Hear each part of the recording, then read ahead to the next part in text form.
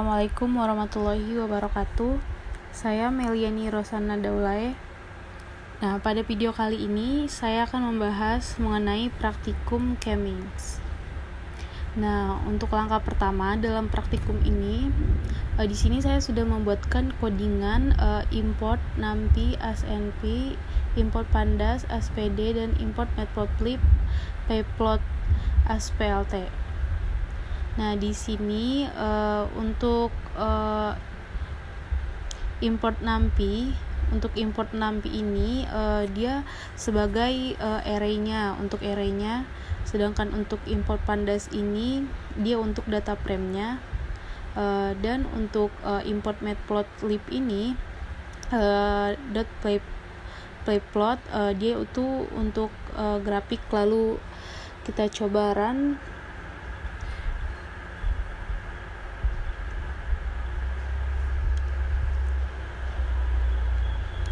Nah, dan dia berhasil diimport. Selanjutnya, di sini kan untuk datasetnya di sini saya kan menggunakan Google Colab. Jadi datasetnya itu sebelumnya harus di-save terlebih dahulu di Google Drive. Dan dilakukan mounting untuk mengkoneksikan Google Colab kita ini ke Google Drive kita untuk dapat menginputkan dataset yang ingin kita butuhkan. Nah, di sini dengan masukkan perintah from google.colab import drive mount connect Google Drive gitu. Coba kita run.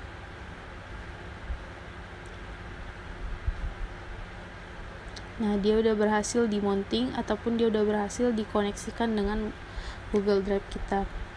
Selanjutnya kita siapkan datasetnya, ataupun di sini kita panggil datasetnya itu yang dimana konsumen, di sini kan saya menggunakan dataset konsumen.csv. Dia konsumen.csv ini dia berada di Google Drive, My Drive, di dalam file Colab Notebooks, sehingga kita panggil dia dengan dataset. Nah, di sini kita coba run. Nah, di sini ada 2 kolom dan ada 20 baris. Yang dimana ada kolom gaji dan ada juga kolom pengeluaran. Setelah itu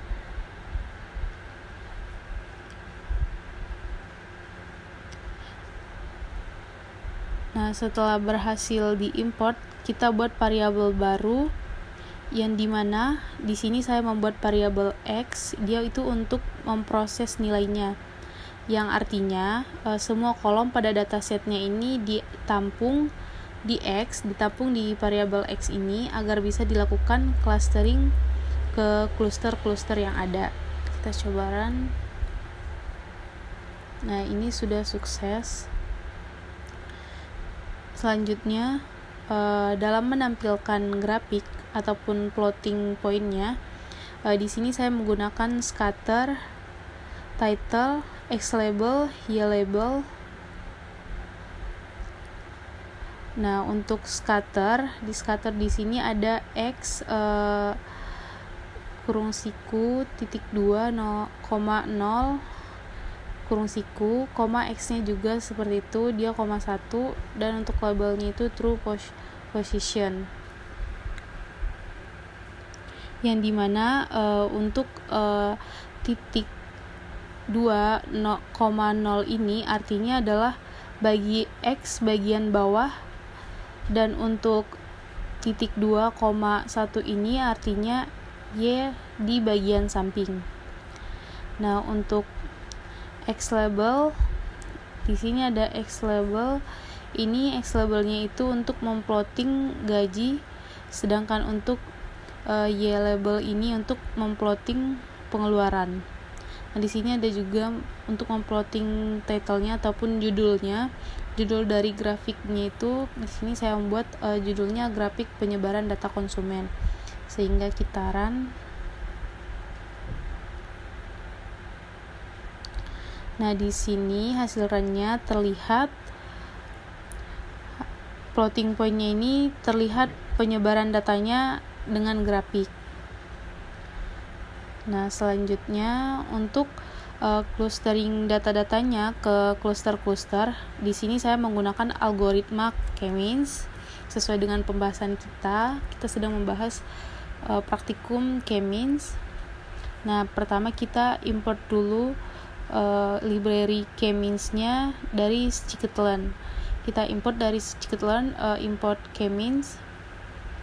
Lalu di sini ada variabel baru saya buat K-means, tapi kayaknya itu huruf kecil, untuk menampung hasil pemodelan dari metode K-means yang dimana dengan menggunakan parameter nCluster. Nah, parameter nCluster ini dia merupakan parameter yang menentukan seberapa banyak cluster yang kita mau. Nah, misal nih di sini kita menginginkan clusternya itu sama dengan 2. Berarti cluster yang akan disediakan itu adalah 2. Jadi sebagai intinya itu 20 data yang ada tadi itu ataupun akan dikelompokkan menjadi 2 cluster. Yang dimana yang akan kita training nilai X-nya menggunakan fit. Nah, di sini kita akan men-training nilai X-nya dengan menggunakan K-means.fit. Coba kita run. Nah, di sini sudah berhasil untuk n clusternya sama dengan 2. Lalu di sini untuk melihat titik pusat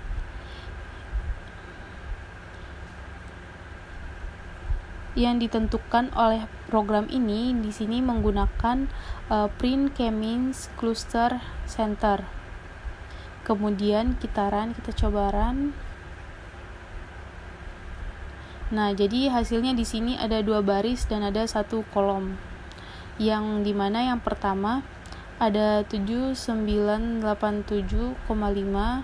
8025 yang merupakan titik cluster yang pertama, dan titik cluster yang kedua ada 4475 4243,75. Nah, di sini untuk memplotting scatternya tadi, di sini saya membuat X-nya 0, X1, C-nya itu sebagai K-means label, dan CMap-nya itu rainbow. Untuk judulnya tetap sama, dia menggunakan grafik penyebaran data konsumen. Nah, untuk X labelnya itu dia untuk gaji, dan Y labelnya itu untuk pengeluaran. Kita coba run. Maka akan muncul grafiknya seperti ini. Selanjutnya untuk codingan yang terakhir, untuk yang ini dia masih sama, dia masih menggunakan plotting scatternya, dan di sini ada tambahan untuk plotting scatter K-means cluster centernya itu 0, K-means cluster center 1, dan ada colornya itu black, yang dimana untuk X labelnya dia itu sebagai gaji, dan Y labelnya pengeluaran. Nah, untuk memplotting judulnya ataupun titelnya itu kita menggunakan titelnya grafik penyebaran data konsumen. Coba kita run. Nah, dan akan terlihat grafiknya seperti ini, grafik penyebaran data konsumen, yang dimana untuk di titik-titiknya di sini kan ada titik warna merah, hitam di sini, dan ada juga yang warna ungu. Nah, jadi untuk titik hitam ini dia itu kalau dari codingannya itu menandakan sebagai titik pusat dari clusternya. Sedangkan titik yang berwarna ungu ini dia menyatakan kalau titik yang ada di sini itu masuknya sebagai cluster yang pertama. Sedangkan titik yang berwarna merah ini itu masuknya sebagai cluster yang kedua. Nah, kira-kira seperti ini. Sekian pembahasan saya mengenai praktikum K-means. Semoga dapat membantu teman-teman. Assalamualaikum warahmatullahi wabarakatuh.